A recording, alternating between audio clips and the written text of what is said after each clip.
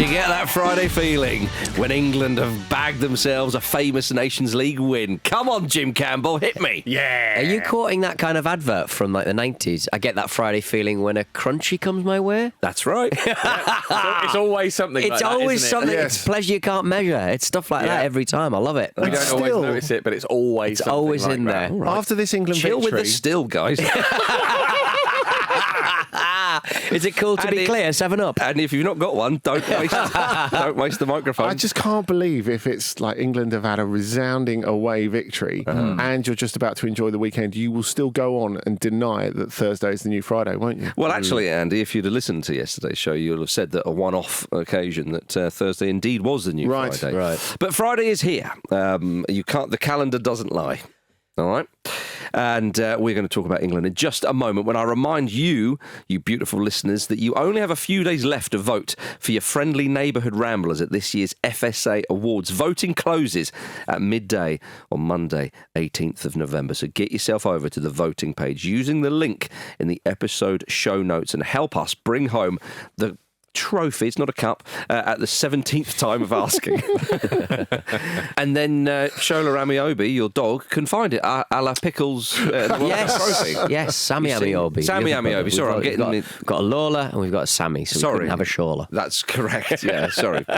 Egg on my face. Yeah. So there we are. Do vote for us. Come on, pause it now and go and vote. Loads of times, if you can figure out a way. Yeah, if you've Remember got the hanging chads nonsense in like the late 90s? If you've got a friend who's got a team of bots, get in touch. And we can do this the wrong way or the right way. We're not fussed. Greece 0, England 3. Come on! That's the stuff, isn't it? Oh, you see what happens, Lee, when you pick a team with a bit of balance? Their Nations League fate is in their own hands, old England. They'll return to the top tier, the rightful place of England, with a win against Ireland on Sunday at Wembley. Do they want it? Do they want it enough, though? Well, do they want to be up there with the big boys? I think those who turned up, Peter, showed that they do want it. It was a good win for England, Petey. Not even you can deny that. It was good. They looked really fluid. They looked. Obviously, it was 1-0 until about what would it have been? The 77 minute. minutes. Yeah. Until Vlachodimos, the wonderfully named, scored an own goal. As we've seen, 1-0 is quite a dangerous scoreline, but it didn't look that dangerous on the night, did it? Well, Jordan Pickford earned his strike. Got to stress he was big save in the second half at 1-0. Jordan Lee Pickford, the it sounds like a Southern general in the Civil War. He made a couple of absolutely astonishing saves. He pulls form out of his bum for when England. he has to, because he's been very mid. He's been very average. Well, it's very good against West Ham, though. Isn't it? Interesting. He made a couple of big saves to do anything in that match. But the whole thing with Pickford is, you can make good saves.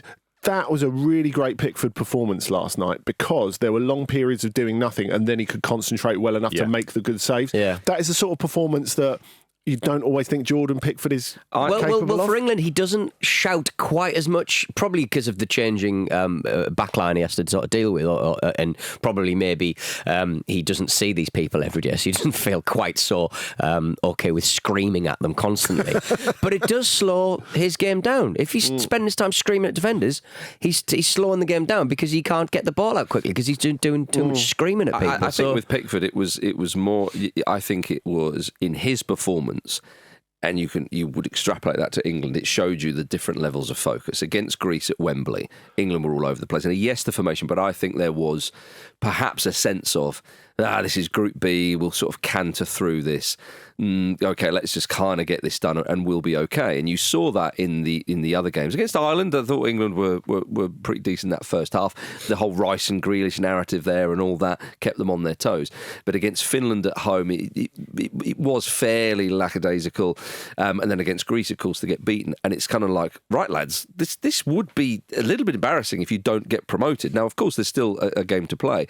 But you look at the focus levels and obviously some players coming in, had a chance to impress, and I think by and large all of those did. We'll come on to them in a second, but I think you look at the different levels of focus and maybe not intensity, or perhaps, but it was a different England performance. When they went away to Finland, again, Finland are a poorer side than Greece. It was just go through the motions, you'll be absolutely fine. Whereas this England, there was a bit of a point to prove. Yeah, absolutely, and I think they did it really well. I mean, Lee Dixon put it really well. He said that that Greece had too much joy at Wembley, but he said it in a way that suggests he thinks no one should ever experience any joy.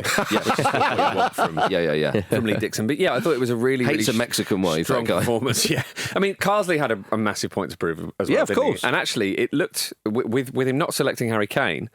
That looked like one of those decisions where it's like, is he sort of trying to be clever here? Is he maybe overthinking? Jordan Pickford was out of his box quite a lot. Was like, is he inverting? Is this deliberate? We've got an inverted goalkeeper here. But actually, it was switch tops at one point. Yeah. Nobody would know. As Pete said, it was very fluid, wasn't it? It was very controlled, and it was kind of sensible. I thought Madueke and Anthony Gordon were both pretty good in the first half. Madueke slightly more. I think he had more of an effect for more of the game. But the plan was clear, and I think Greece struggled to live with England, and they've not conceded a goal in a year at home, and England got 3, and just made that whole kind of little bit of nervousness for those who care about the Nations League, like all of us. Yes. Just an irrelevance. But I think that's actually, I thought it was a triumph for the Nations League last night, chaps. Yeah. You look at the crowd, you look at, again, that type of game, you don't really get that in a friendly. So I think that was it. But I'll blow smoke up the Nations League's bot in as we go. Was it more about England's performance in the other fixture, though, that made England really want to win this one? Well, indeed, as I said, moments earlier, that I think they had a point to prove, and as Jim said, Carsley had a point to prove with picking this side. But it was a huge call. He didn't coach like he had a point to prove, though, I didn't think. Because, like, you can say, okay, the way the team manifest it is different as opposed to the Greece game.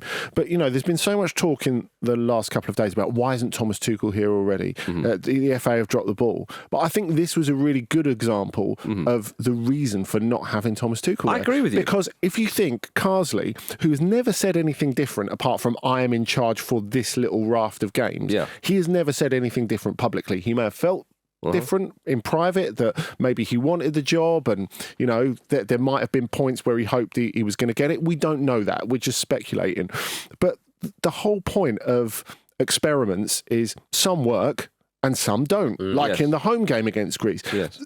The experiments, by and large, worked in this game. That was the difference. Now, I agree that there was a different level of focus from the players, and drawing out that focus has to be part of the coach's job, obviously. But the difference is all the things that he tried, like leaving out Kane, like Curtis Jones, like Madueke, all of those things worked in this game, and all of the stuff that he tried, that, let's not forget, that people have wanted Gareth Southgate to try for quite a long time, didn't work in the home game against Greece. And I think that with Carsley, I mean, I'm fine for giving a manager, as I said the other day on the show, that if you want to try and help bring through more English coaches, well, at least, a homegrown coach has had a bit of a go now. So even if he can pass on knowledge, or indeed in the future gets it, I'm not that fussed about Tuchel starting in January personally, although I know. Well, this is useful to him, that he can watch this but doesn't have to go through it. Yeah, and also I think Do you think he watched it? It'd be funny if he didn't. Of course he did. But I think highlights extended. Can't find extended. Are they on the UEFA website? Yeah. Do I have to log in? Yes. Good. He will have needed to watch it here, because, I mean, can you get ITV abroad? I don't think you can, as you say, Jim. Just texting Anthony Barry going, give me your login, man. I think that Carsley was probably slightly helped in some way that some big players backed out of the side, because it felt a little bit more of a Carsley side in that the younger players. We know he loves Curtis Jones. He had him in there. Picking Lewis Hall, I thought was great. But a little bit more on Ollie Watkins and Kane, because that was a huge call. Let's be honest. He explained it and said, look, if you want players to be a little bit more tournament ready, they're going to need experiences that they otherwise wouldn't have. And away to Greece with a crowd that were up for it, a team that were really determined. I mean, Greece are better than their ranking would say. I don't want to overrate them, but again, a very, very determined and dogged opponent with a little bit of quality. Who played really well at Wembley, because there was so much focus on England being as crap as they were. And if they take one of those chances and Pickford doesn't save, at 1-1 it could change. But he made a big call and he started Ollie Watkins, and my goodness, Jim, he was vindicated within 7 minutes, and that is the type of start that just calms everybody down. Yeah, absolutely. And also, I think it's not just Watkins, is it? It's Madueke having such a kind of direct impact there. He was very really calm doing what he did there, and it's like you get a sense of that whole front three feels like something a little bit fresh and a little bit exciting, and that they're motivated and that they want it, and that it looked then like it was going to be comfortable, and ultimately it was. And you have to praise Carsley for that, because he's picked a horse for a course and it's absolutely romped it. Well, I mean, there's big chat as well, though, PTD, that some want Ollie Watkins starting in this side because they feel that maybe Kane is not the high pressing forward and is running in behind and so on. So Watkins took his chance, you'd have to say. Yeah, and especially as there have been a few Villa fans critical of his form this year, but I think they kind of also need to remember that he's not always a 1 and 2 kind of player. Really, he doesn't miss as many as he puts away, as most strikers do. So I like seeing him in an England shirt, and I like seeing him over Kane just because he provides something a little bit different, and he stays where he's bloody told to stay as well. It was a bit of a flex though, late on, bringing on Harry Kane. Yeah, I mean, yeah. But have some of that. And then he instantly just smashes the ball as hard as he could. Yeah, I mean, Kane, though, when he came on, actually, to give him his credit, and he is England's greatest ever goal scorer, so let's not be silly here. There was a couple of moments where there was just a long ball pumped up to him. And you saw how he can be so useful in those kind of moments where he barely moved and just took it down, like in a way that very few strikers around the world could saying do. Future Akinfenwa, is that what we're saying? I'm saying he's a closer now, not a starter. Right. No, he will start against Ireland, and Carsley's already said that. But Jim, you mentioned Madueke, who looks very dynamic. I enjoyed him saying to, Timikas, just be careful. Be careful when he put in a bit of a foul, which is quite good. There was a point at 2-0, just after the second goal, actually, where England seemed to shuffle into a really defensive shape. Yeah. And Carsley was like, no, get out, get out. He did, yeah. You could see them all do it. It's like, yes, thanks, thank you. Maybe Thomas Tuchel won't be able to do it. Maybe no England manager can do it more than that one time. But it's just, we've all wanted that so much. They weren't playing De La Fuente's Spain. No, it is important to stress that. But okay, it was a little bit more encouraging. Curtis Jones, though, Jim, you've called for him to be in the England squad. Carsley has responded to you doorstepping him, put him in there, capped off a good performance with a delightful goal. Absolutely brilliant finish, wasn't it? Lovely, lovely stuff, and an assist from Morgan Gibbs-White as well. So yeah, I think Curtis Jones is very, very unlucky. I think it was the last camp before the Euro squad was announced, where he was in really good form and he picked up an injury. Yeah. So Southgate didn't get a chance to look at him. I have a feeling he possibly would have played himself into that squad based on his form and based on his profile. He had an interesting game because I think he played a little bit deeper than he would do for Liverpool. But Carsley used him at the England under-21s Euros that time very effectively in that role. And he played it really, really well. He was very, very tidy. Obviously, he gets his goal, which is the eye-catching moment of it. But throughout that, he kind of he just kept things ticking really nicely. And yeah, I just thought he was a really, really kind of safe option in there. Dynamic, essentially what I was hoping to see from him. I thought he was very good. Yeah, I mean he's brilliant. Yeah. And I think what has happened with him this season is he's gone from a good player into someone who is becoming the complete midfielder. Yes. You talked about him playing, scoring the goal, but playing deeper for a lot of it.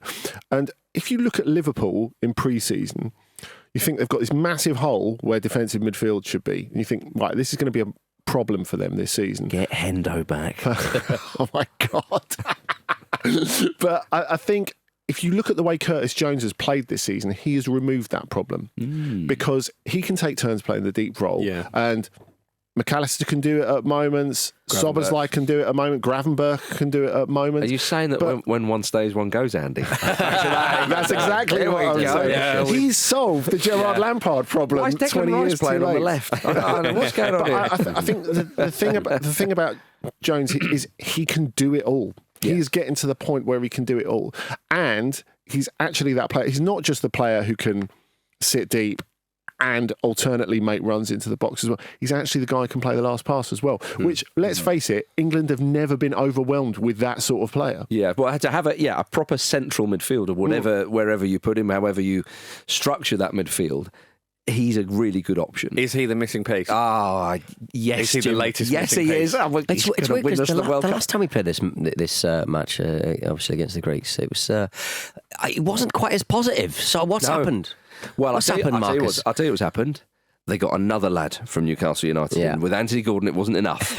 So little Lewis Hall came on at half-time, had a good game, a left-footed left-back. Oh, thank you. You love to see it, don't you? I mean, Rico Lewis is a good player. Obviously, he went over to the other side, and I love the tenacity of that young man. But Lewis Hall looked very at home in the England shirt. Yeah, I think Lewis Hall, Tino's been really good this season as well. It's looking a bit brighter than it did once he'd lost Kieran Trippier, obviously, to injury and also just general kind of disinterest in the whole footballing project at the moment. So, but Lewis Hall, though, and the ravages of time. There's all that. But Lewis Hall, though, I mean, it's up for grabs, obviously, until Luke Shaw fancies it. But that left back spot for England, could you see him? Well, yeah, I mean, I guess he has to have minutes for Newcastle, hasn't he? Yeah, that's but but do you, as our Lewis Hall spokesperson, I'm nominating you now. He's been fantastic, and he continues to be fantastic, and I want to see him more.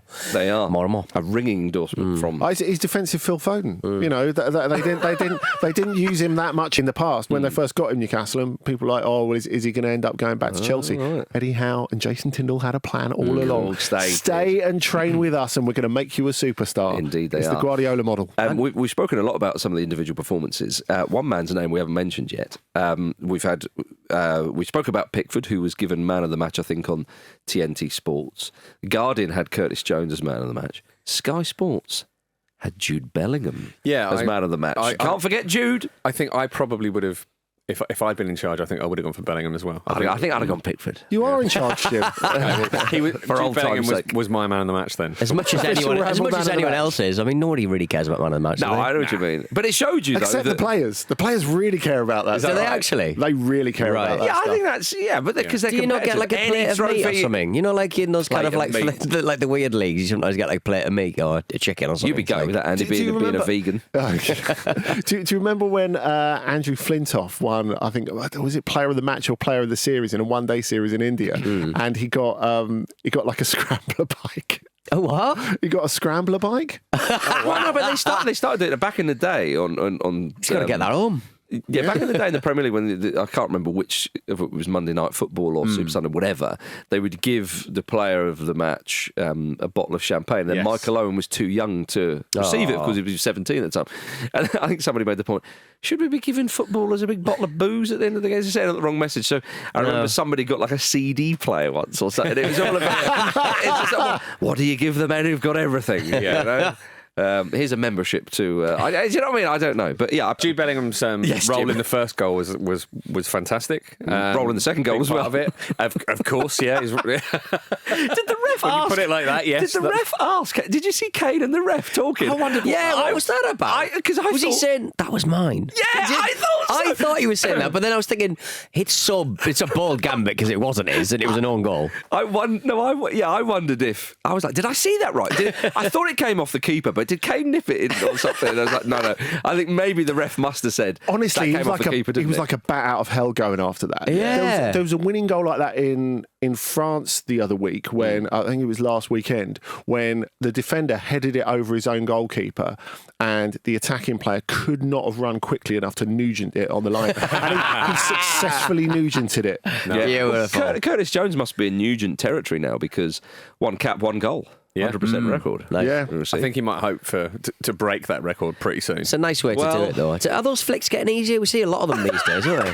Those flicks getting easier. Are those little flicks getting easier? I don't know what you mean. I don't know. You just see a lot of them these days. That's all. More commonplace, perhaps. People sort of running across. Do you know what the first towards the ball and just going, I'm not even going to bother controlling this. Dominic Solanke scored one for Spurs in the Europa League, didn't he? I was thinking about there are more goals that go in off the goalkeeper's back nowadays. Maybe the first one of those types of flicks I can remember seeing was Brian Roy for Nottingham Forest. Oh, yeah. Hey, come on.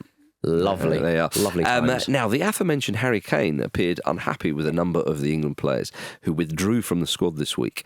9 players, of course, dropped out. And a torrent, wasn't it? It was a torrent. So a number of them we know were injured, whether they came off injured during their Premier League games or they didn't play. But there were a few, as we mentioned, Foden and Palmer were 2 of them in question, who had unexplained absences from the England squad. And Harry Kane had his say. He looked at the league table. Probably sit this one out, lads, to be honest. He was quite bold with his comments, Petey. I think England comes before anything. England comes before club. I'd vote for him. But that aside, what did you make of that, Petey? Well, they're all working really hard to get him his 200th England goal. So 200th, that's why. not 100. That's why. No, he's going straight to 200, so he can get his little gifts to the rest of the team. I think there are two issues with this. Firstly, he's underlined the fact that he would be a terrible international coach because he would just pick the same team every single game, regardless, including himself, obviously, regardless I think you're doing him a disservice. of like. Can I go on record and say that I don't want Harry Kane to manage England? No, I don't want to see him managing. He's doing him a disservice. I think the other thing is they're constantly having this discussion, obviously in Germany, about Bayern really paid 100 million for a player who had a year left on his contract. I realise he's been great for them and all the rest of it, but it is a bit of like an existential back and forth that Germany constantly has. And for him to come out and say, England's way more important, what a reception he's going to get. It's quite funny. When he arrives back. I mean, it is. You're right. I thought it was interesting. He's essentially saying to, certainly in Palmer and Foden, two of England's best players, come on, lads, what are you doing here? Yeah, I mean, Harry Kane doesn't get to dictate what other players prioritise, does he? Especially when their own health is a factor. But he can have an opinion, though. He can, but he hasn't really phrased it as an opinion, has he? He can have an opinion on himself. I don't think he should have an opinion on how other people lead their careers. I think England comes before anything. So I mean, that's his stated opinion. So he is inquiring about those types of players. Is he inquiring or is he judging? Oh, blimey, come on. But I mean, whatever. It's an interesting gambit at a time where he's never been less needed by the England side, one would suggest. Maybe that's why he's doing it. I mean, we did say the other day, didn't we, when he played? Oh, can't even get a game. When he played for England window, international break, and I think a lot of people, myself included, were saying, actually, Harry, this is maybe a chance for you to have a little break. And we spoke about Odegaard the other day and Mbappe and so on. But Kane, clearly, his focus is on England because they are, well documented he's never won a trophy. So playing for England, getting this record amount of goals and wanting to do that, his focus probably is solely on England by and large. I don't know.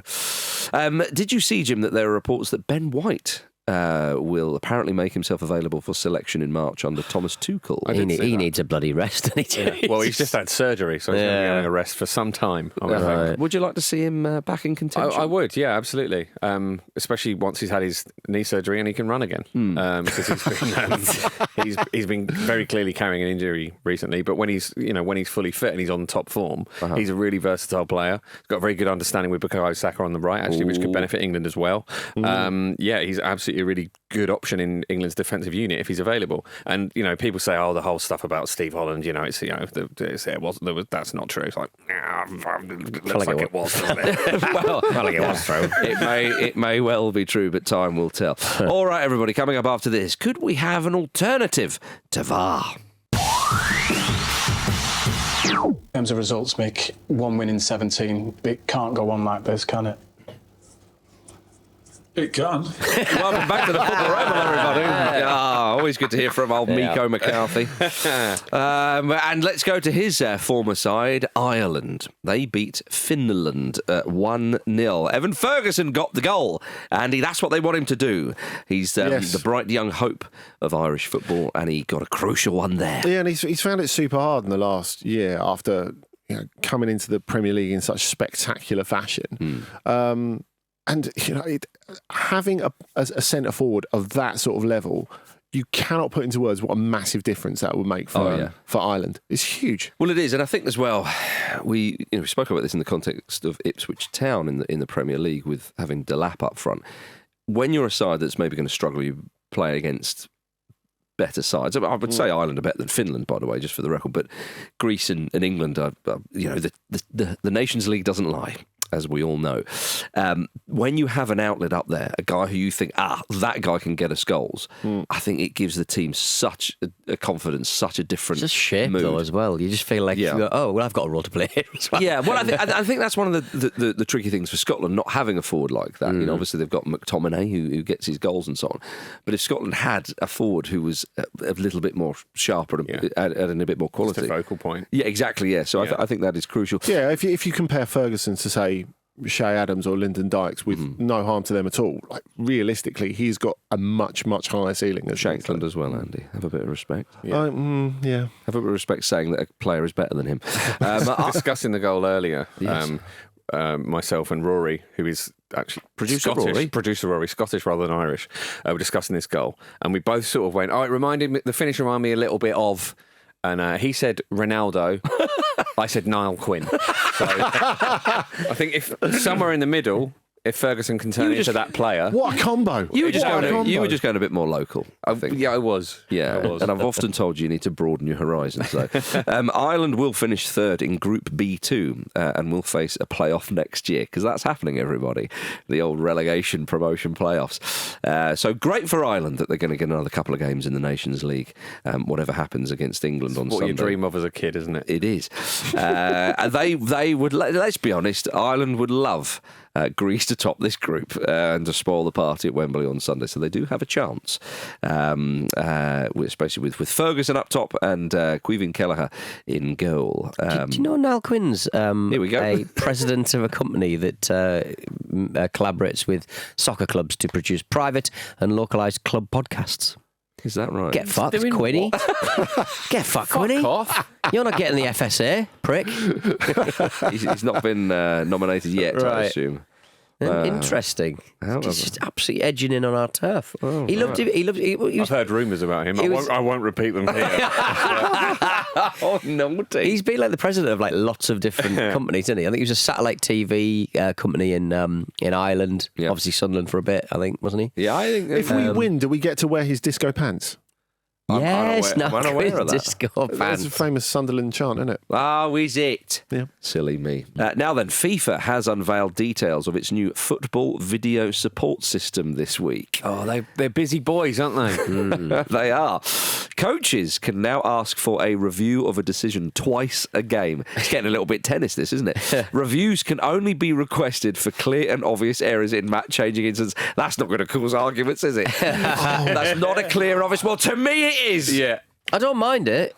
I don't mind the scaled down VAR kind of system, I suppose. But could we not just have a really informal ref? Have another look at that. You know, the manager shouts, "Have another look at that," and they just have another look at that. So rather correct than- me- Unlimited, have another look at that. yeah, no, you get 3. Have another look at that. A match. Okay, so it's basically... One more for extra time. You've just reworded what they're going to do.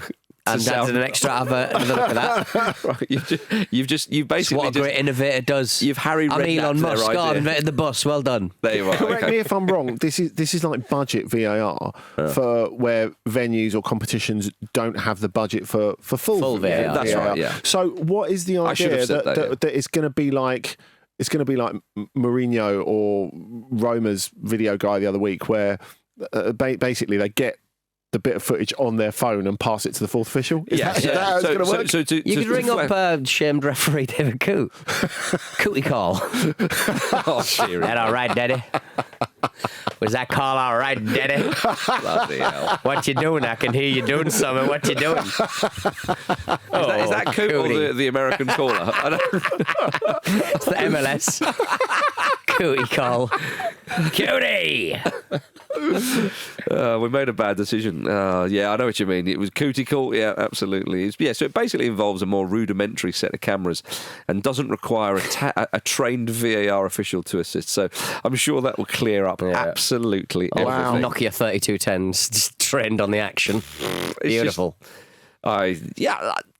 It'll give us content, so I'm for it. I mean, it might not though, right? Because presumably it's going to be used in games that we very rarely actually see. Are you suggesting that we won't hear about this if it all goes off? I am, yes. Yeah. I You're a thought you fool. were saying it encourages us to watch more football. I don't think anyone can encourage you to watch more. No, maybe not. Maybe not. Room. Indeed. Let's get back to the Nations League proper. Belgium lost 1-0 to Italy at home. Another Newcastle United boy was making headlines, and he got a goal. Mr. Tonali. He has a lovely time in an Italy shirt. He looks fantastic in it, etc., etc. But I fear for Belgium. They look very not up for doing any defending from the front or the back. They're just absolutely atrocious at the moment, aren't they? I know they're in transition, but good God. Well, they look like they're going to be involved in a relegation promotion playoff as well in that group. It's quite obvious. The win does now mean that Italy will go through to the next round, or the knockouts, if you like, of the UEFA Nations League. Those knockouts. Yeah, quite wonderfully. UEFA have put an extra round of knockouts, so it's quarter-final, semi-final, final now, whereas in previous... playoff? I don't know, Jim. I hope so. But in previous tournaments, it's just been semi-final, final. So we've got an extra round of it. So again, more Nations League games. It's wonderful to hear that. I didn't know that, actually, Andy. It's good to know that you've got such an extraordinary amount of influence at UEFA these days. I think it's wonderful. It's a win-win all round. The only rule is more, isn't it? Yes. Yeah. I mean, how do you like it? Very much so. Thank you. I'll have some more. Exactly. FIFA and UEFA. That is it, isn't it? They never. Actually, I think this is all right. Just maintain it. No. You've always got to push boundaries. Yeah. And don't they just? Now, but with Belgium, perhaps maybe one of the reasons why they're struggling a little bit at the back, Peter, is Thibaut Courtois continues to be absent from the Belgium setup after ruling himself out of selection since June when he fell out with Domenico Tedesco. Yeah, that's what you need. Yeah. You know, that's going to change all of your fortunes. Well, it is. 32-year-old goalkeeper. Brilliant, thank you. What Thibaut Courtois needs to do is what Harry Kane did. Get in a coach that's going to play to your strengths and make sure. He has got a coach that plays to his strengths. Imagine how many saves he could make in that team. That's true. he needs Ancelotti managing Belgium is what he needs. Right.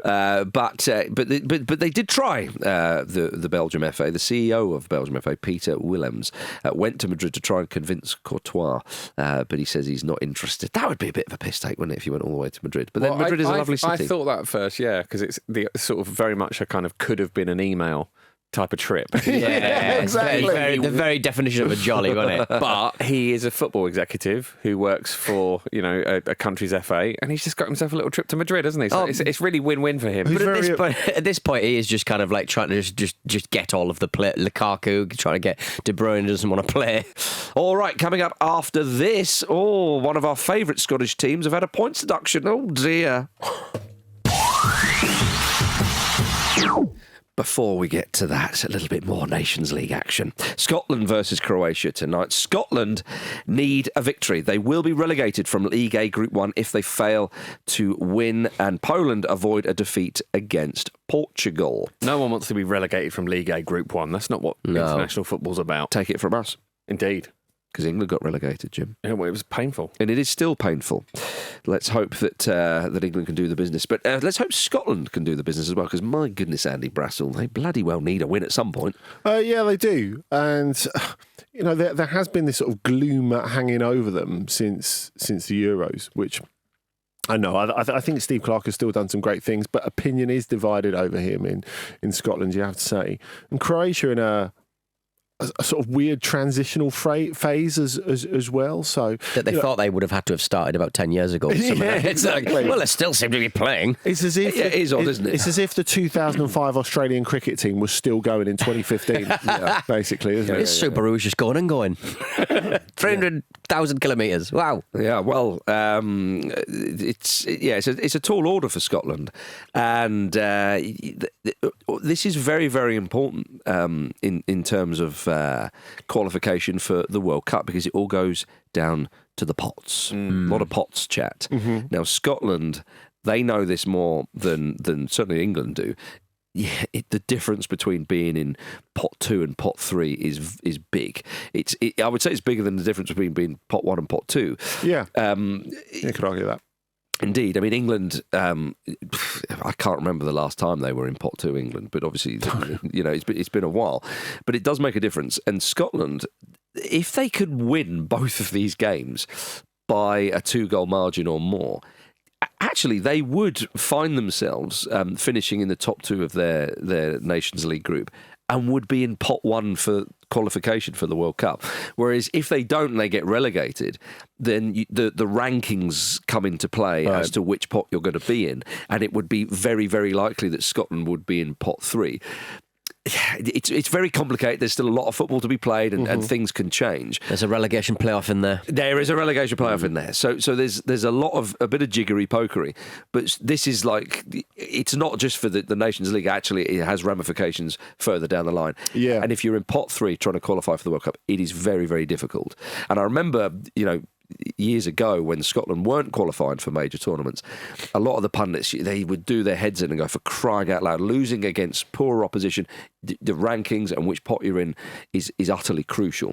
So they have to be at the races. Now, again, they are going to be second favourites in these games that they're going to play. They're not good at home. Their home form has been pretty atrocious. And I think if they fail to win, it's going to be equal to their longest winless run of 9 matches, I think. So, and that was back in the 90s. So I know we should be concentrating on Scotland and what they are able to do here, but the good news for them in the immediate term, I don't see Poland doing anything other than losing to Portugal.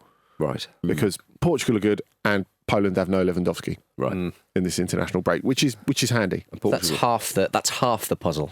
Although you've got to find the other pieces. Could Poland do what Scotland did and just frustrate Portugal? Because John Carver, obviously in the coaching staff at Scotland, was very pleased when he was talking about how they frustrated Portugal and Cristiano Ronaldo. He was like, "Yeah, we frustrated one of the best players in the world." So that was quite enjoyable. Well, Vancouver Whitecaps man Stuart Armstrong has been called up after Che Adams and Lewis Morgan dropped out. But Carver is confident. He said, "We should be sitting here with more points, so there's confidence in the group. If results go our way, and for example, we win both games, we might have a chance of finishing second." Fair play for example. such a positive spin. We should be sitting here with more points, so there's confidence. Yeah. And if we, for example, win all our games left, then we'll be okay. We've got so many shelves for awards and medals. So many shelves. What they need is Scott McTominay to replicate his form for Napoli, which he often does for Scotland, to be fair. He's a real leader for them, isn't he? But he has been impressive. 3 goals in 10 for McSauce at Napoli so far. And they're flying.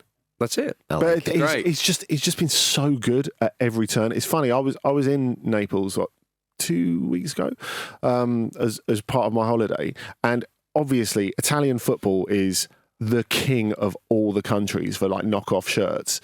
After Kvaratskhelia and Maradona, the most popular shirt is McTominay. More popular than Lukaku. More popular than Billy Gilmore. Oh, yeah. My goodness. Yeah. Although Gilmore's done a very good job recently, standing in for Stanislav Lobotka as well. But McTominay is already a cult hero there. It's quite interesting. Yeah, people love him. Yeah. Love to see and he's just fully embraced it from minute one. He got off at the airport and he's like, you could just tell he's like, yeah, I'm having this. I'm having this. But do you think he regretted not playing for the last few months of Eric Ten Hag's Manchester United? Yeah, probably. He didn't regret that. No. Just to make the difference really stark, the starkest it could be. Indeed. By the way, speaking of Italian football, have you seen Claudio Ranieri might be managing Roma for the third time? It's confirmed. It's confirmed, is Yeah. it? Come on. Lovely. 72. That's brilliant. It was amazing seeing his first training session yesterday and seeing especially the players who've been under him before, Stephen El Shaarawy, for example, just going over it. I'm just going to get a hug off him. I get a hug off Claudio Ranieri. Let's go and get a hug off Ranieri. And isn't he taking a sort of boardroom role after that as well, after the end of this season? That's the plan, that he's going to help pick the next manager. Right. I think the owners, the Friedkins, who of course will be taking Everton forward as well. I'd be worried about all of this if I was an Everton fan looking at what's happening at Roma. Yeah, I mean, the thing is, they've invested well, but they've just got no understanding of or respect for the traditions of the club, which is what has caused this current thing. Now, obviously, Ranieri, as he's adored by everyone who cares about Roma, is their sort of get out for that. And by outsourcing the feeling, if you like, because they don't have any, and saying, well, okay, probably this guy being Roman and a Roma fan and having coached the team twice already and being an absolute titan at football, maybe we'll let him pick the next coach. I think there's a lot to be said for that. Yeah. Why didn't Bowley and co let Frank Lampard pick the next Chelsea coach? Because you can't pick yourself, maybe. I don't know. Maybe. Let's briefly come back to Britain for an important domestic matter. Bonnyrigg Rose in Scottish League 2 have been deducted 6 points because their pitch is too sloped. It's sad for everyone's favourite Scottish League Two side who's involved with the Ramble. The gradient means their licence was downgraded to entry level, below minimum requirements for the SPFL. The club is crowdfunding to raise money for repairs. That will be expensive. Yeah, Like, that feels expensive. that feels really, really punchy. You could stick a couple of books under one end. Is it like how often do they sort of check this sort of thing? It's a series. What is it? Subsidence? What is it? But there was always level at some point? Do you I don't put know. like a big Sabutio table over the whole pitch? Well, this is something I find quite fascinating because Steps. I remember at Easter Road, which was Hibs Ground, famously that was slightly sloped. Yeah. Yeah. And I remember You thinking, used to get to play on it. You used to get to play on it. Barnet Yeah. Underhill. No, but Hillsborough used to be that. I remember, I think it was Chris Waddle. It was an FA Cup game for Sheffield Wednesday. And he may have been punditing or something. I can't remember if he was involved. I thought you were going to talk about him shooting from range.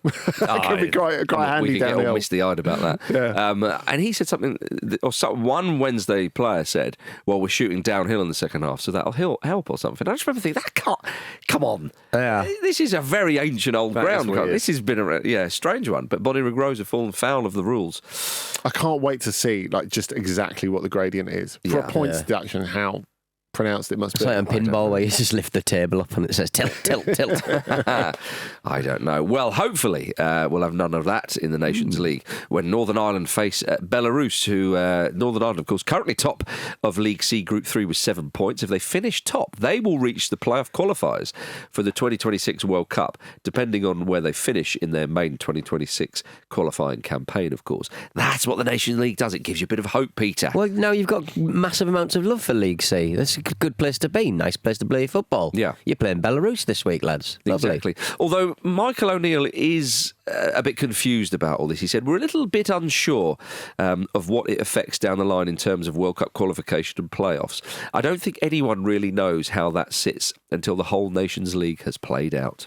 It's such a great competition. Is that all you're going to say, Jim? There's so much going on in it that even the people it affects can't keep track of it. It's an absolute festival. Maybe that is more of a threat to future celebrations than VAR. The layering of the rules for qualification. Yeah. Possibly. That you don't know when to celebrate. Well, something we can all get behind is the fact that Northern Ireland seem to have settled on Led Zeppelin's Kashmir as their song as the team walk out at Windsor Park. That's a good one. Yeah, it's punchy. It's not Sweet Caroline.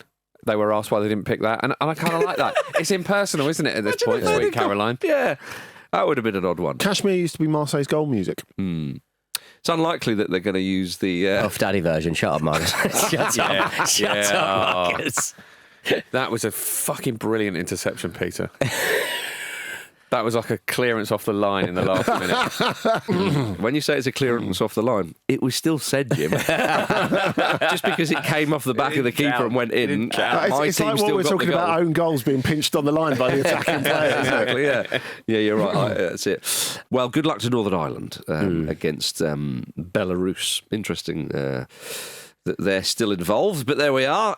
Now, Andy, Wales head to Turkey tomorrow for a big one. Craig Bellamy has been talking up the influence of Piet Kremers, who is on Bellamy's staff. They previously worked together at Burnley under Vincent Kompany.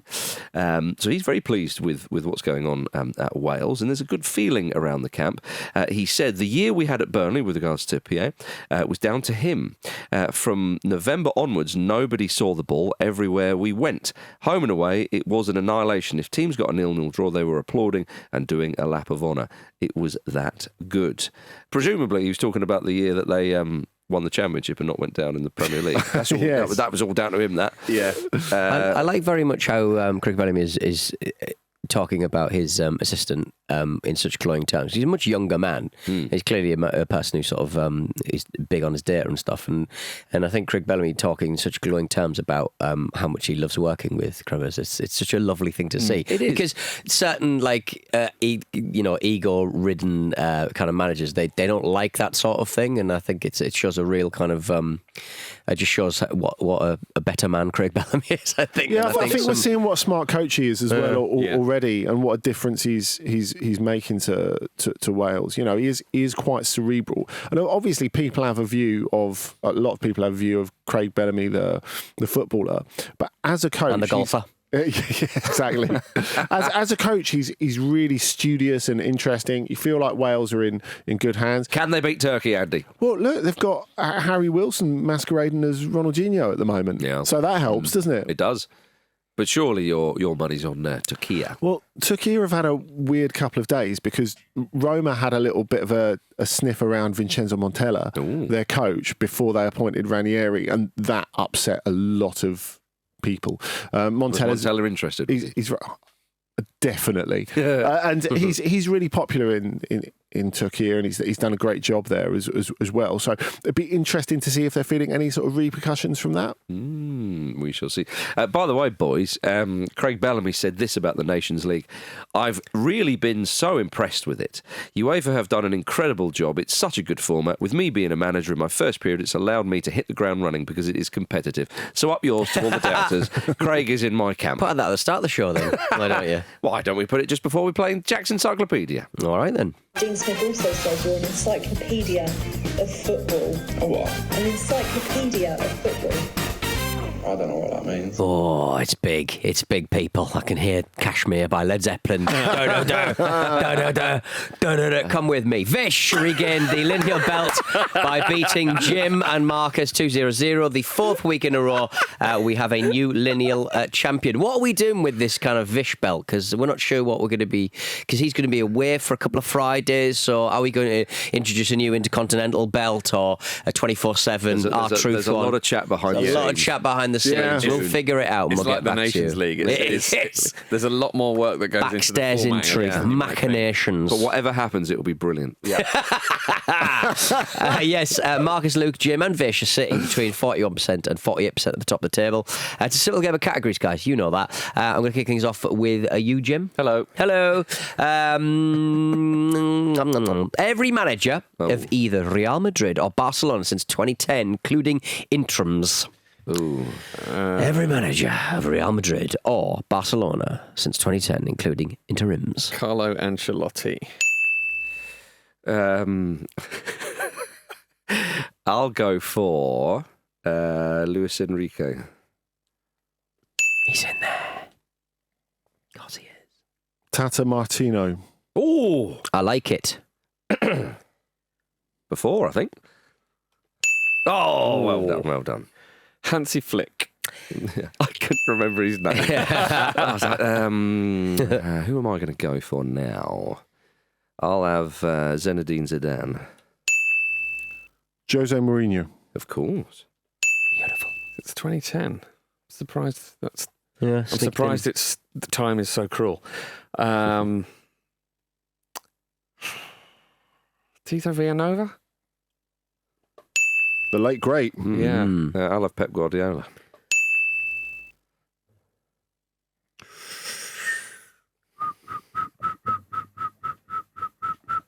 Rafa Benitez. Oh, well done. Lovely. Oh. Jose Camacho? Oh. Too early. And possibly the wrong name. That's correct. But too early. Ronald Koeman?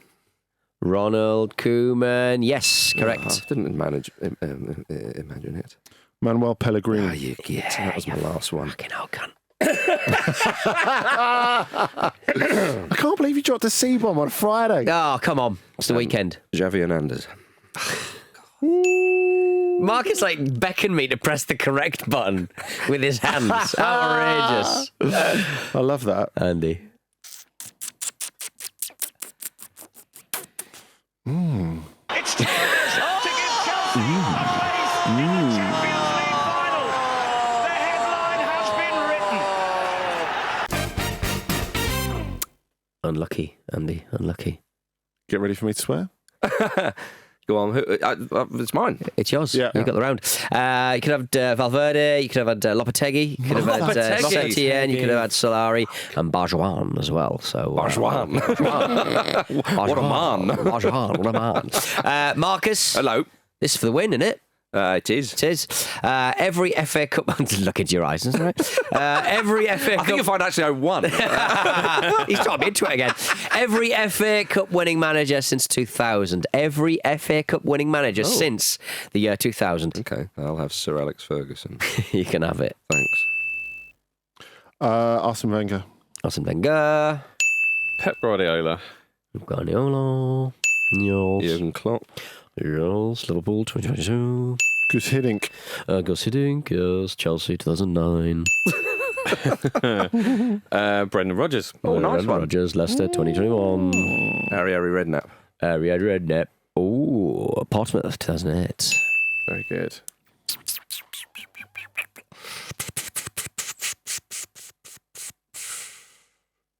It's Torres to give Chelsea a place in the Champions League final. Jose Mourinho.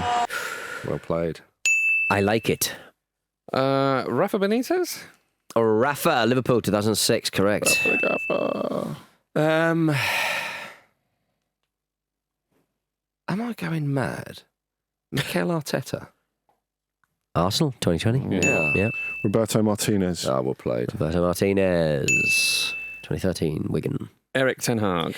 Eric Ten Hag. Oh, that sounds like it should feels be like a wrong. joke. 2024, Manchester United. You cannot take that away from him. I forget which one it was, but I'll have a crack with Roberto Mancini. Man City 2011. Ah, correct. it was well him. done. It's good this round. I like it. I'm going to go for Pellegrini again. Yeah, it was one or the other. Yeah. Okay. Not correct. No, not correct, unfortunately. Unlucky Andy. Louis van Gaal. Oh, Louis van Gaal, Man United 2016. Right.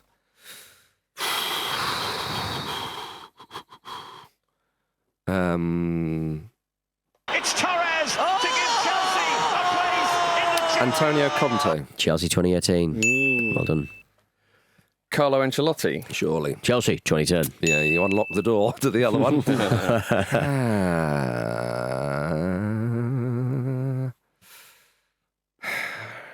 Torres to give Chelsea a place in the Champions League final. The headline Thomas Tuchel. No, he didn't. Oh, that is a shame. Jim for the round. Oh, it's a tricky one, this.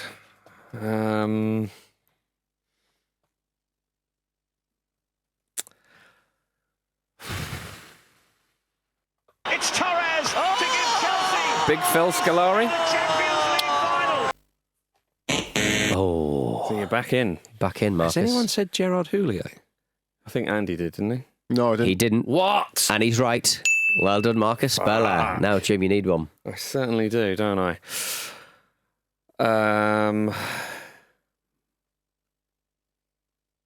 It's Torres to give Chelsea a place. Sake. Andre Villas-Boas. Oh, Marcus Bella wins. It's a good round, that. It was a really good round. Good round. How many did we miss? You had two left. Oh. You had your Houllier, who obviously we lost. You could have had Gianluca Vialli, who we also lost. Chelsea 2000 and Roberto Di Matteo. Chelsea in 2012. We hardly knew ye. Di Matteo. Di Matteo. Hoovering up the trophies at Chelsea. Absolutely burned bright, didn't he? Yeah. Where is he? He's going in Turkey anyway. Where's he now? Where's he? You're right, Jim. It felt like it should have been AVB's Cup. Yeah. Cheers for watching another fantastic clip from the Football Ramble podcast. Make sure you click like on this video and subscribe to the channel, which means you will not miss a single upload.